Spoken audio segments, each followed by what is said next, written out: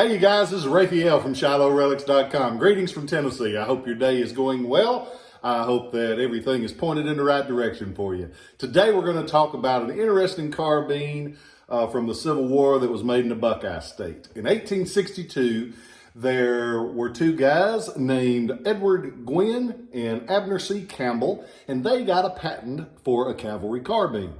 It kind of progressed from the one that was known as the Cosmopolitan carbine.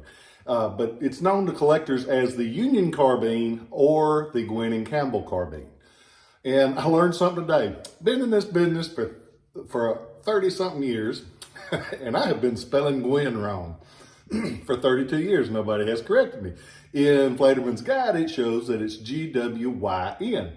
No extra N. I've always put two N's on the end of Gwyn and Campbell. So, we all learned something. I learned that I can't spell. It only took me 32 years in the business, so that ain't bad. I'm going to know everything someday. But Mr. Gwyn, with one N, and Mr. Campbell made a carbine that is very, very distinctive. I mean, it's, you know when you see one of these. A lot of them have similar looks. These are kind of wild. And they made two versions. They made the earlier version that has this is a wild trigger guard on this, but the earlier one had even a bigger sweep. And this one releases and drops down for loading if you push it the right way, like this, for loading a 52 caliber cartridge. They have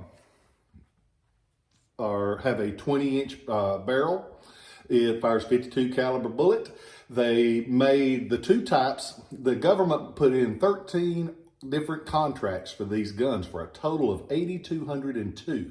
Almost all of them went to military sales. So basically every one that you see will have a cartouche and inspector marks on it. And we talked about before, when you see a cartouche or inspector's initials, that's where they approved it for military service. This one has WHR.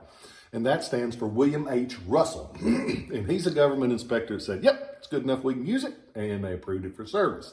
And several of them did go to service. There's a lot of different regiments that ended up with them, including the 7th Tennessee U.S. Cavalry, the 5th and 8th Ohio Cavalry, the 4th and 8th U.S. Missouri Cavalry, and the 3rd Wisconsin. Just a few of the regiments that had them. They're, by all reports, a good gun. They weren't the best one. You'd a whole lot rather had a Spencer where you had multiple shots, but hey, it was a good, well-made gun, and they see a lot of service. You do see these a lot of times in really pretty shape, like this one. This one has matching serial numbers. A lot of times the serial numbers are underneath, and they'll be looking like this.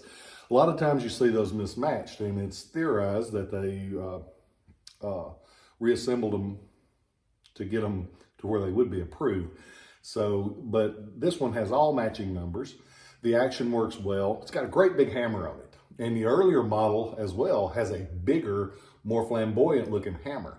And when you look, they're definitely distinctive. That big sweeping hammer, it looks like it would just rip off at any time. This one has the original sight on the front and the back. Both of those are present.